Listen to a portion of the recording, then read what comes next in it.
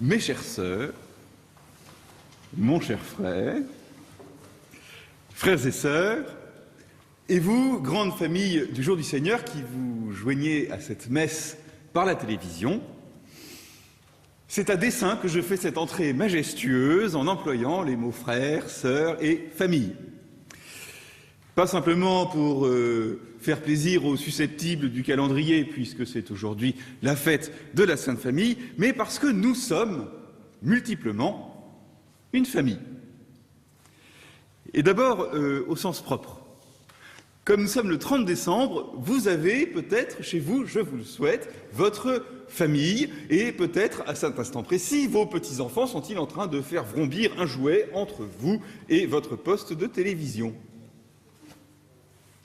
En famille, parce que vous, mes sœurs, vous êtes une communauté religieuse, c'est-à-dire une famille de femmes qui partagent le nom, la table, le toit, la vie et la prière. En famille, parce que nous aussi, nous sommes des religieux, frères dominicains. En famille encore, parce que votre communauté, mes sœurs, soutient et accompagne le Jour du Seigneur depuis bien des décennies, discrètement, fidèlement et efficacement.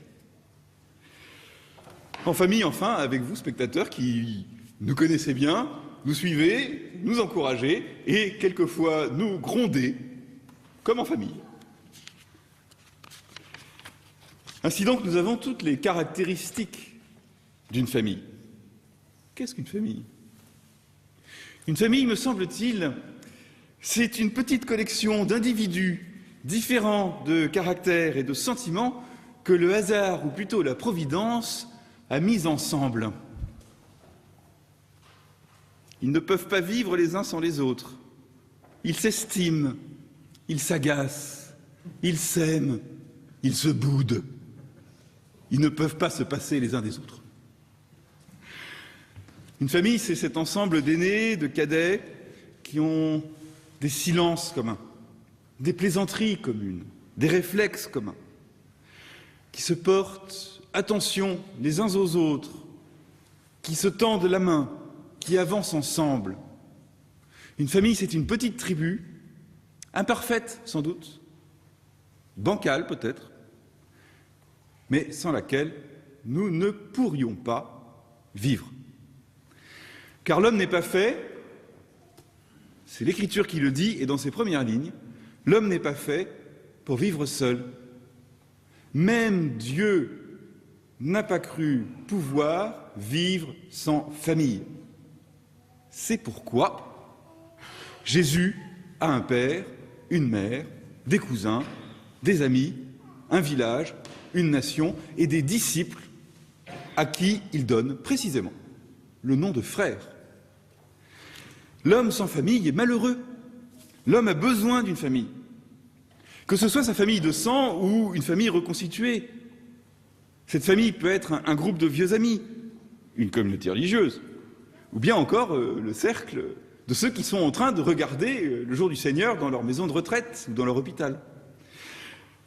L'homme a besoin d'aimer et d'être aimé.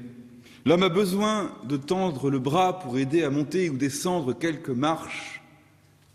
L'homme a besoin de ce frère dominicain qu'il va retrouver en rentrant dans ce couvent, ce frère qui chante comme une casserole aux vêpres, mais qui est notre frère, notre compagnon dans la prière, dans la vie, dans la joie, dans la peine, notre frère. Le cœur des hommes et des femmes est un cœur ouvert. Je veux dire par là qu'il ne peut pas être clos, qu'il ne peut pas battre seul. Célébrer la Sainte Famille, c'est rappeler ce fondement de la condition humaine, à l'image du Christ lui-même. Être un homme et une femme, c'est trouver dans la famille, famille de sang, famille d'élection, famille de hasard, ou les deux, ou les trois à la fois, trouver dans la famille le lieu de son bonheur. Amen.